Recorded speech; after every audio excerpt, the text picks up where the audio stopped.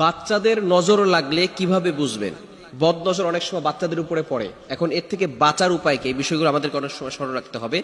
বাচ্চা, বিশেষ করে মায়েরা অনেক কষ্ট করেন যখন একটা বাচ্চা লালন পালন করেন। এই বাচ্চাকে লালন পালন করতে, বড় করতে যে কতটা কষ্ট হয় একমাত্র মাই বুঝে।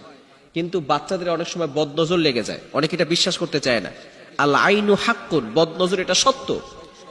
বদনজর এটা সত্য। রাসূলুল্লাহ সাল্লাল্লাহু আলাইহি ওয়াসাল্লামের জামানায় এরকম ঘটনা ঘটেছে, অনেক সাহাবীদের উপরে বদনজর পড়েছে, নবী সাল্লাল্লাহু আলাইহি ওয়াসাল্লামের চিকিৎসাও করেছেন। সুতরাং এই বদনজর এটা সত্যের জন্য অবশ্যই স্মরণ রাখতে হবে আপনার বাচ্চার উপরে বদনজর পড়েছে কিনা।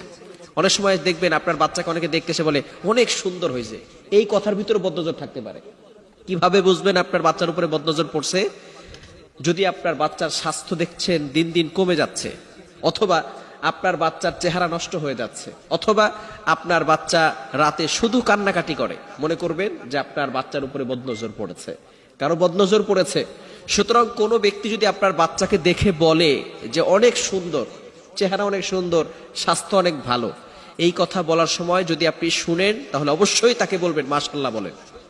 কি বলবেন? মাশাআল্লাহ বলতে বলবেন।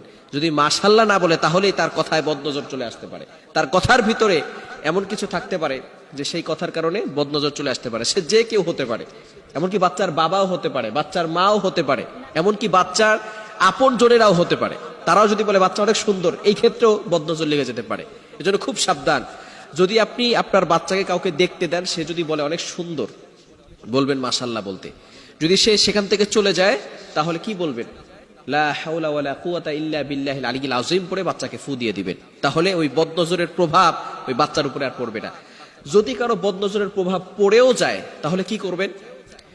আপনি যদি বুঝতে পারেন যে কারো মাধ্যমে তার বদনজরটা আপনার বাচ্চার উপরে পড়েছে, তাহলে তার সেই জায়গাটা অথবা তার হাত একটু ধুয়ে, যে যদি তার হাত ধোয়া সম্ভব হয় তাহলে হাত ধুয়ে একটু পানি নিয়ে ওই পানিটা বাচ্চার গায়ে ছিটিয়ে দিবেন। অথবা যদি তার কাছে যেতে লজ্জাবোধ করেন তাহলে সে যেখানে বসেছিল ওই জায়গাটা মুছে ওই হালকা পানি দিয়ে আপনার বাচ্চার গায়ে ছিটিয়ে দিবেন। তাহলে ইনশাআল্লাহ এই বদনজরটা কমে যাবে। বিশেষ করে সূরাতুল ফালাক, সূরাতুন নাস এগুলো পড়ে বাচ্চাকে ফু দিয়ে দিবেন। আয়াতুল কুরসি, এই তিনটি, বিশেষ করে আয়াতুল কুরসি, সূরা ফালাক, সূরা নাস, এই তিনটি আমল অবশ্যই করবেন। প্রতিদিন আপনি নামাজের পরে, 5 ওয়াক্ত নামাজের পরে বাচ্চার গায়ে ফু দিয়ে দিবেন। তাহলে বাচ্চাকে আর কেউ কোনো ক্ষতি করতে পারবে না, বদনজর করতে পারবে না। ছোট বাচ্চাদের অনেক সময় জিনেরাও অ্যাট্রাকশন করে থাকে, দূর থেকে বাচ্চাদেরকে জিনেরা অ্যাট্রাকশন করে থাকে, যার কারণে দুষ্ট জিনরা এরকম অ্যাট্রাকশন করার ফলে বাচ্চা রাতে কান্নাকাটি করতে থাকে। দেখবেন কোনো সমস্যা নাই, ডক্টরের কাছে নিয়ে যাচ্ছেন, কোনো অসুখ হয় নাই, তারপরেও বাচ্চা শুধু কান্নাকাটি করে। কেন? ওই যে জিনের অ্যাট্রাকশন। এই জন্য অবশ্যই 5 ওয়াক্ত নামাজের পরে বাঁচার উপায় হচ্ছে 5 ওয়াক্ত নামাজের পরে আয়াতুল কুরসি, সূরা ফালাক, সূরা নাস এগুলো পরে ফু দিবেন। আর ঘরের ভিতরে, যেই ঘরে বাচ্চা আছে সেই ঘরে সূরা বাকারার তেলাওয়াত রেকর্ডিং চালু করে রাখবে। যদি পড়তে পারেন আলহামদুলিল্লাহ ভালো, যদি পড়তে না পারেন সূরা বাকারার রেকর্ডিং এটা চালু করে রাখবেন।